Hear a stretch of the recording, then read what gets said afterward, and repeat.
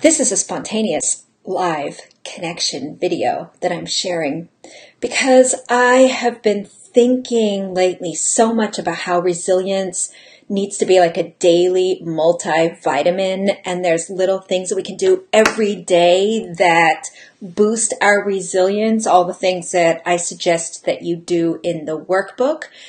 And so I'm a big vitamin taker. I take vitamins every day. They're all around me, literally right now. And I also, maybe once or twice a year, do through my acupuncturist a pretty intensive cleanse, a liver detox cleanse. And that just resets everything in my physical system. I've been thinking about that analogy for cultivating our resilience, and specifically what that is for each of us that might do that kind of deep, complete systemic cleanse or reboost. And for me, I know what it is. For me, it's travel. I love to travel. I like to blame it on the fact that I'm a Sagittarius, and apparently Sagittarius like to travel a lot. But I love to travel. I love to travel. And this evening, I am headed to South Africa.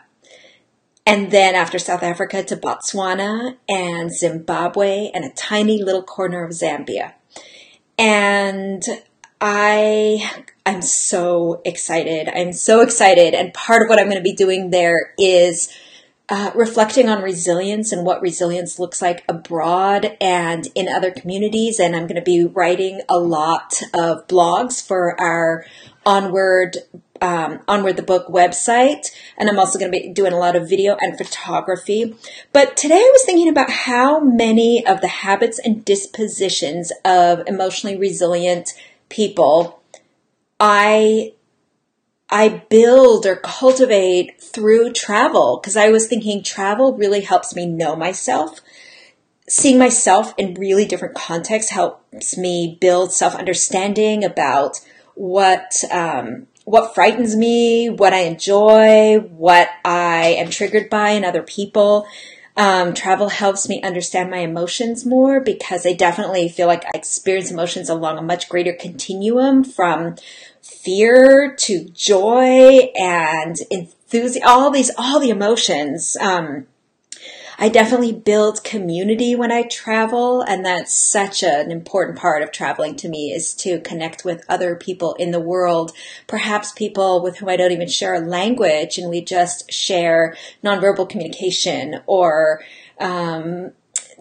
share music, or share food. Travel makes me be in the present moment. I've been thinking so much about the habit and the behavior of being here now and being present, and how when I travel, I often use that almost as a mantra to myself. When I'm feeling nervous or uncertain, I say, be here now, just be here now, because usually here now is absolutely fine. By the way, one little thing that I love to share with people about that phrase, be here now, is it's kind of fun to try it and emphasize a different word each time. So for example, you can say, be here now, or be here now. And finally, be here now. I love that. I think about that a lot. Travel is definitely self-care for me. It is the ultimate sort of taking me out of my context, my mind, sometimes my work. It just nurtures parts of me that are hard to describe. Because they're blended. They're like, I usually get probably a little bit more rest, but maybe sometimes not. Different foods. Yeah, there's the strain of travel, but I cultivate compassion when I travel. I'm looking at Onward. That's what I'm looking at over here. I'm definitely a learner. That's chapter 9. A learner, and the disposition that connects there with curiosity.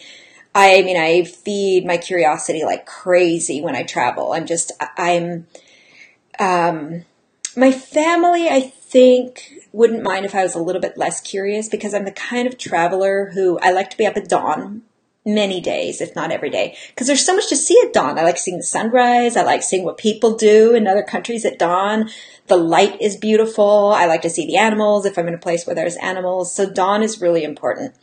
And then I like to go out and stay out really all day as much as I possibly can. I just always feel like, who knows if I'll ever be back here. I want to see everything. I want to do everything. And I love it. I'm so curious. Travel also cultivates the habit in me of, stop it, kitties. The kitties are fighting a lot today. I think they know we're leaving.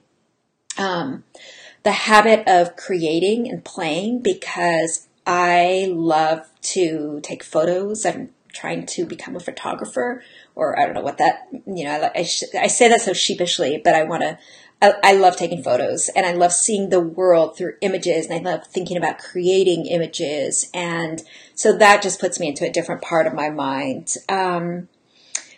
And celebrate and appreciate. Definitely. I feel like traveling for me gives me just this waves of appreciation for the rest of the world and what people can do, and the landscape, and physical beauty, and food, and music, and art, and the kindness of other people, and the kindness of strangers. Travel gives me perspective. It helps me extract myself from a lot of my own daily or ongoing existential and realistic logistical rumination. It helps me see my own life differently.